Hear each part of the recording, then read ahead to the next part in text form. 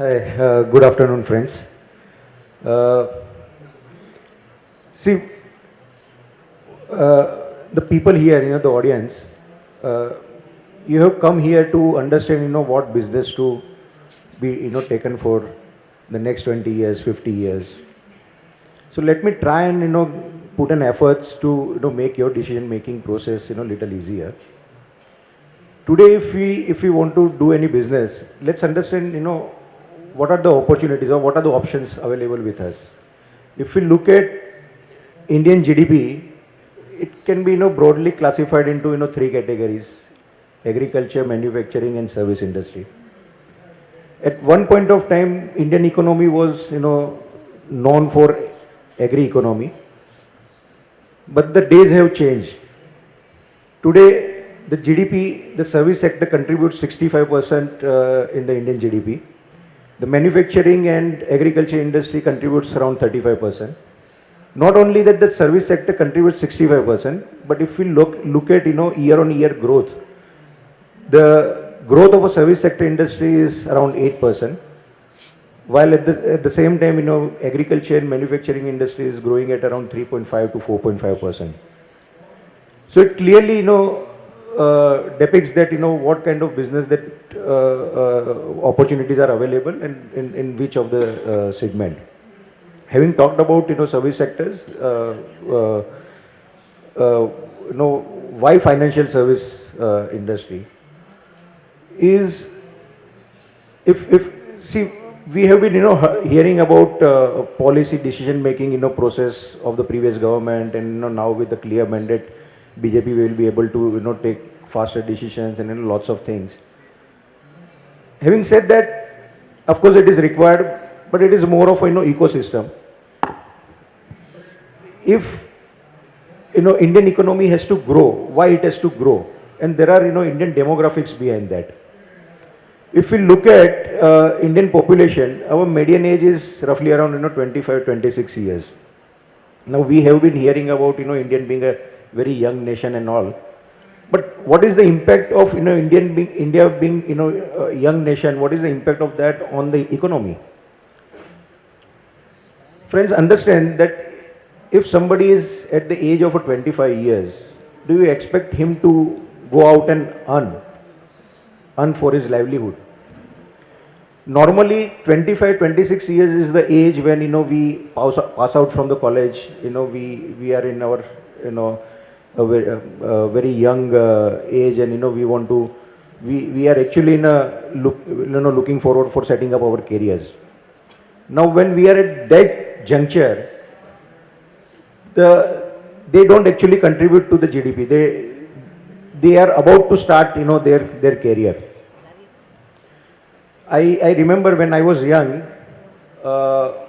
me and my brother were studying, and my father was the only earning member at that point of time. So my mother, me and my brother, there were three dependent on one earning member. Now the days have passed. Today me and my brother, both of them are earning. Our wives are also earning. Unfortunately, my father is not there. My mother and kids. Now if we look at the demographic, there are 4 earning members and 3 dependent members. So the entire demographics have changed. Now when we have grown older and there are more earning members in the family, definitely you have larger disposable income at your end. And when you have a larger disposable income at your end, definitely you will talk about investing it. You will talk about creating a wealth. You will talk about creating a fortune. So at that age, people starts looking at the avenues to invest. And when they start looking at the avenues to invest, then what are the options available for the investment that we need to understand. There are FDs, there are gold, there are real estate, there are equities, there are bonds. Now when we compare all these asset class, which is the asset that gives you a higher return or a better return? Of course, as equity as an asset class is perceived and considered as very volatile asset class, but that's the nature of that asset. But if we look at longer term horizon, then we will realize that which asset class gives better and efficient returns. Then clearly we'll be able to identify that equity has given over a longer period of like from if I take from 80s and I compare real estate, gold and equity, the equity has given around a return of 20% CAGR. FD, of course, at some point of time it was 12%, then it came down to 10%, then went to 7%, then again it is 9%. Over a period of horizon, it has given around 8.5% kind of return. Gold has given us again 9% kind of return. So it clearly depicts that this is the asset class which the Indian population will not be able to ignore it for a longer period of time, and that is where we see lots of opportunity coming in. If we look at Indian economy and compare it with China or Korea, where like demat account penetration is to the extent of 10% to 12% of their population, and we are sitting at around 2% of demat account penetration. So there is a huge potential in this segment. That is what we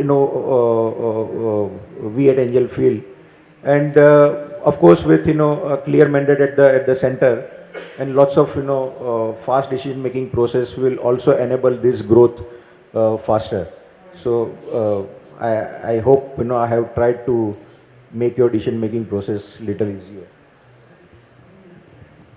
Ketan, can you also tell our audience about that?